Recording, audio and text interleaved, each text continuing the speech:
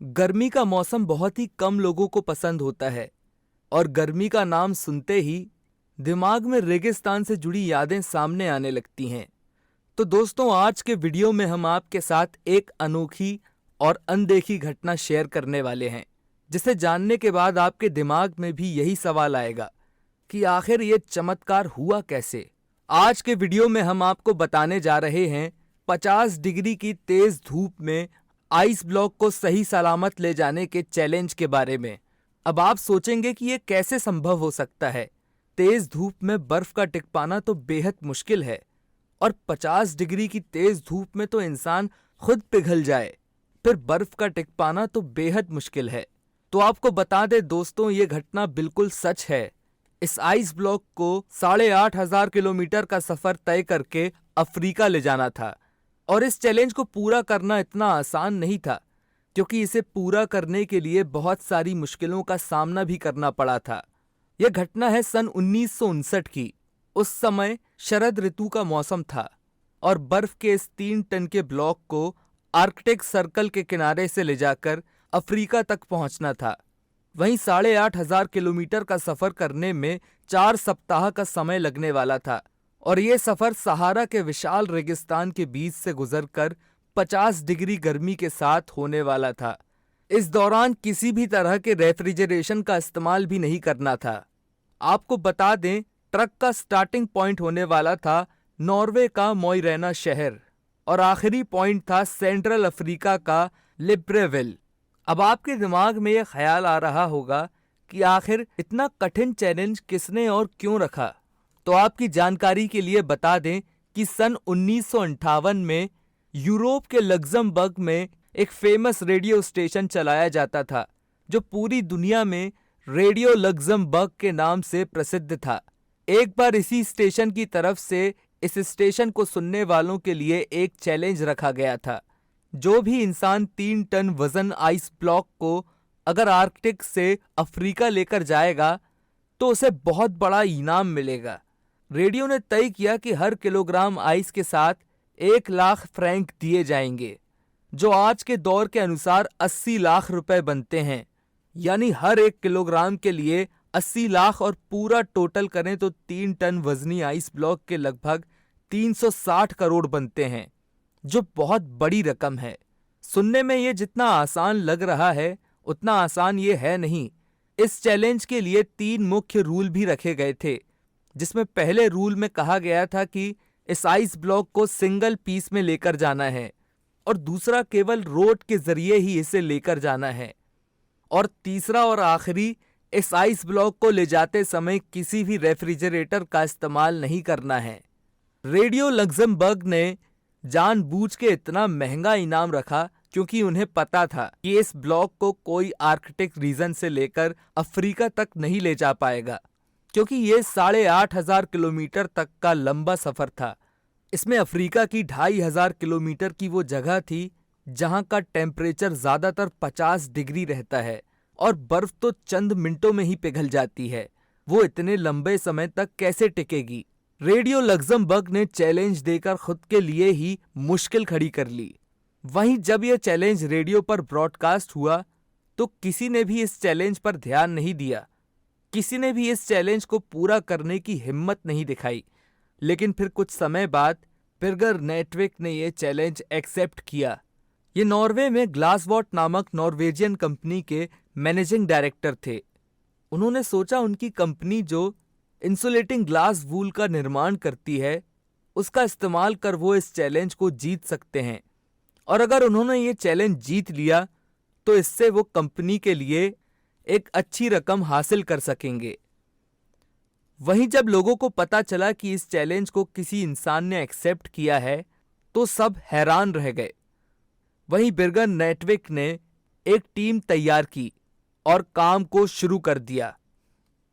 इस ice block को पूरा करने के लिए जब काम शुरू हुआ और रेडियो लग्जमबर्ग को इसका पता चला तो वो भी डर गए कि अगर चैलेंज पूरा हो गया तो इतनी मोटी रकम कैसे चुकाएंगे।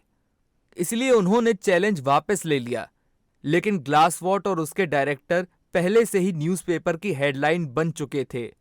इसलिए उन्होंने रेडियो के चैलेंज वापस लेने के बाद भी इस चैलेंज को पूरा करने का फैसला कर लिया था, क्योंकि उनका मानना था कि इस चैलेंज से भले ही उन्हें पैसे ना मिले, लेकिन कंपनी को पब्लिसिटी तो बहुत मिल रही है। और अब ये तय हो चुका था कि इस आइस ब्लॉक को नॉर्वे से अफ्रीका के शहर भेजा जाएगा। आइस ब्लॉक को Denmark, Netherland, Belgium, France, Spain और मोरक्को के बाद अल्जीरिया से निकालकर गैबोन तक लाया जाएगा। नेटविक की टीम में एक इंजीनियर, 4 ड्राइवर, एक ट्रक मैकेनिक और 2 कैमरामैन भी शामिल थे।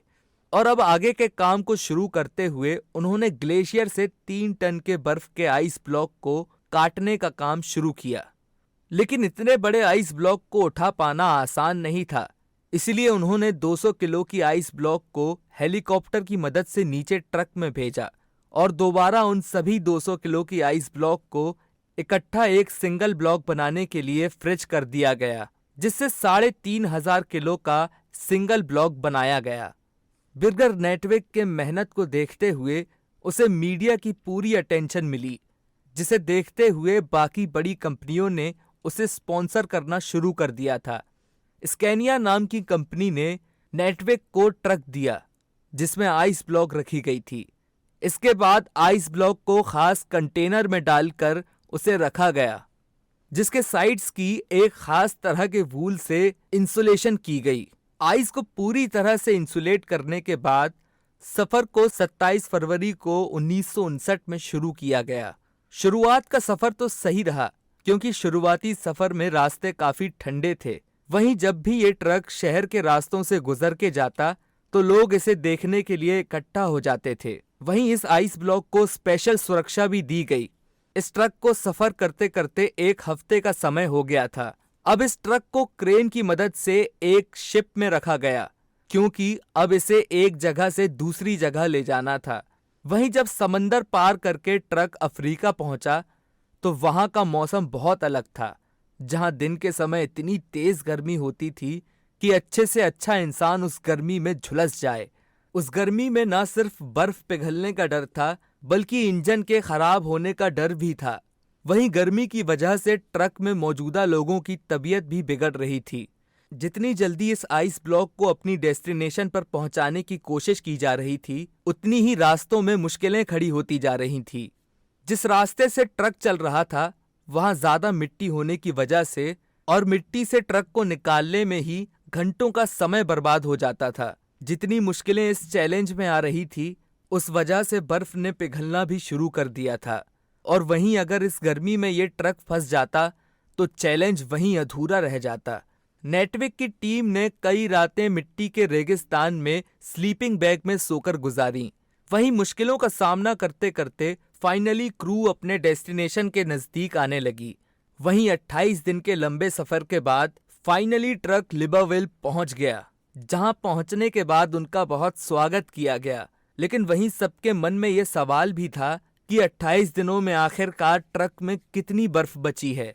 लेकिन जैसे ही कंटेनर को खोला गया तो सब हैरान रह गए, क्योंकि जब ट्रक नॉर्वे से निकला तो उसका वजन 3,500 किलो था।